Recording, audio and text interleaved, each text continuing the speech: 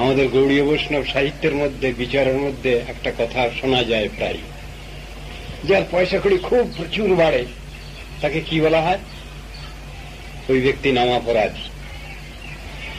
এ কথাটা আপনারা শুনে থাকবেন। নামাপরাধ করলে বহু টাকা পয়সা, অতুল ঐশ্বর্যের মালিক হওয়া যায়। হ্যাঁ, অনর্থ এসে যায়, ধরাকে সারা জ্ঞান হয়, গুরু বৈষ্ণবকে গুরু বৈষ্ণব বলে মানতে ইচ্ছা করে না, আত্মম্ভারিতা এসে যায়, লাভ পূজা প্রতিষ্ঠা এসে যায়, ঈর্ষা হিংসা মাৎসর্য বেড়ে যায়। খুব খারাপ জিনিস। তো কোন ভক্তের তো ওইরকম থাকবে না। ভক্ত তো নিরভিমান। ভগবান তো দর্পহারী মধুসূদন, তিনি তো কারো দর্প রাখেন না। তাহলে কি করতে গিয়েছিল ইন্দ্রদেব? শাসন করলেন তাকে।